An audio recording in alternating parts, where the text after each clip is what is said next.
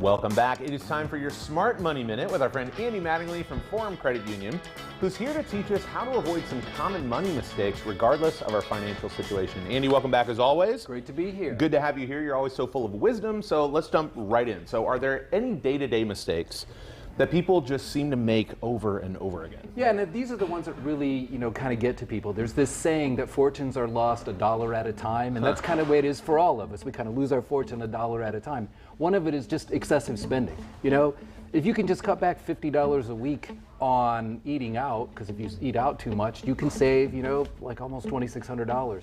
The other one that I think people have got to think about are streaming services. And I'm not against streaming services, but once you've reached $100 in streaming services, before you add one, maybe you should cut one. Yeah, pair one off. That could save you $1,300 a year there if you just cut back a little bit, you know? So I think that's, in that day-to-day stuff, those are the things that we don't think about that are kind of big mistakes that we make. Yeah, and let's talk about these, car spending and where we're living as well. So those are big mistakes that people make and they don't think about it, but you buy too much car. And not only is it the monthly payment, but the insurance is more and the taxes are more and all of those things, even maintenance is more. So if you've made too much of a car, maybe it's time to trade down and get a payment that fits better. And then it's in living space, so either where you rent or the house you buy. If you've got too much there and that's making you house poor or apartment poor, you got to think about making those changes because those are big expenses. Those can be $3,000, $4,000 a month if you're not careful. Gosh. So you got to make sure you're in the right spot there. Yeah, over time that adds up so much. Yes. Are there instances, Andy, where people make big mistakes that can be really hard to change? Yeah, I think one of the big ones is that you start funding your lifestyle with debt. And you don't think about it. I'm not talking about like day-to-day expenses, but you buy things for your house or you upgrade your wardrobe or you do different things like that, and then you've got all these debt payments, which then leads to the fact that you have no money to save for an emergency fund, which that's key, and as someone who has kids, you understand that there are a lot more emergencies when you have kids. They pop so you up. need that fund to kind of help you get through each month when there's something that comes up that you don't realize. Yeah, that's great. And saving for retirement, future you is going to thank past you if you start doing these incremental changes. Yes, over definitely. time. And these are small changes too that people can make. Yeah, small changes. And and it's building that financial plan, that short-term financial plan and that long-term financial plan that kind of gives you that direction of where you're going, get you to start saving early, get you to make sure that you save to pay for expenses. So all of those things, and these aren't big things, that you have to do, but they are big mistakes. And we all make mistakes with our money. You just want to avoid the big ones that really cost you that you don't see. Let's talk about debt in about the last minute that we have, Andy. So does how much people borrow and the reasons they borrow also cause problems? Yeah, it does. And I like to tell people that it's important to use debt for a couple of reasons. One, if it's an appreciating asset, you want to have a home or something that you need to be able to earn money. So if you need a car because you need to get to work or things like that, those are good uses of debt. But after that, save for things. If you want to update your house or you want to do things like that, try to save for most of those and not use debt for all of that. That's a good word. What are some of the long-term opportunities that people can often get wrong?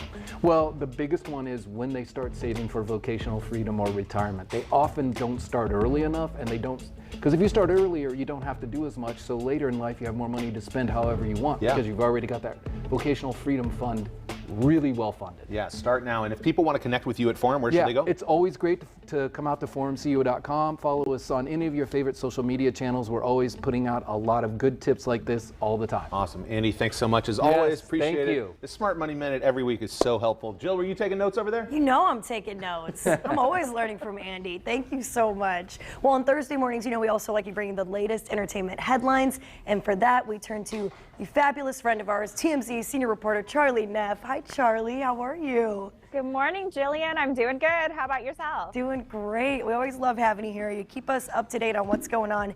First story I know is a little tough, but we're getting some updates on what's going on. We have the 911 call now from Jeremy Renner. What's going on? Yeah, so we obtained the emergency call that was placed by a neighbor when Jeremy Renner experienced his snowplow accident, and it is horrifying. Obviously, you remember he was horribly injured after he was, there was a snowplow that was rolling down in Tahoe where he lives. He was trying to quickly hop into the seat to stop the snowplow. Unfortunately, didn't make it in there in time. Instead, was crushed by the snowplow. And a neighbor you can hear is making this 911 call, and he's telling the operator that Jeremy has tons of injuries from his chest to his head to his torso. Says that there's a bunch of blood Just sounds like a horrific scene. But what's even crazier is you hear Jeremy in the background wailing in pain.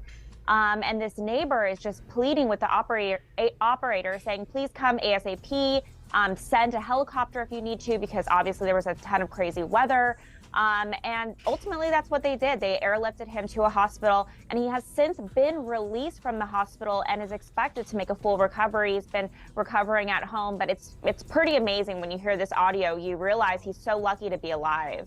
Yeah, I got to think that helicopter ride might have very well saved his life from the injuries that he was sustaining. Absolutely. Yeah. Wow, thank you for that update, Charlie. I know that's a tough one, but we're really happy to hear that he's on the mend.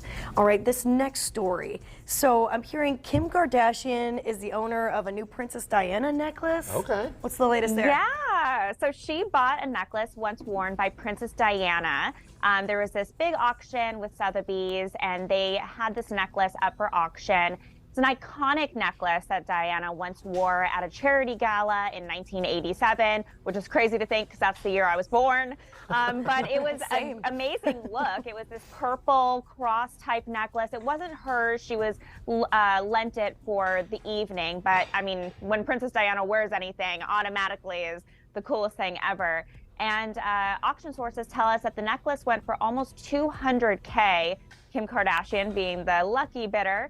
And Kim herself, she's collected a bunch of different iconic things that historical women have worn in the past, like Jackie O or Elizabeth Taylor. And remember, she wore even a piece of history, that Marilyn Monroe dress, to the Met Gala. Oh, yeah. So yeah, just another thing to add to her collection. I know, I guess when you have it all, you start to think, well, what kind of piece of history can I buy? Yeah. You know? It's like, oh, just this 200,000? Absolutely. Yeah. Well, Charlie, we always appreciate you keeping us updated. All of you can follow along with Charlie at TMZ. Thank you so much. Thanks, guys. Have a great day. You too, Charlie. Thanks so much. Thanks. Thanks. Hey, still to come, we're going to get a preview of an ice carving battle that you can actually see at Freeze Fest coming up in Bloomington. It's kicking off tomorrow. We got chainsaws and local beer coming up right after this. Stick around, friends.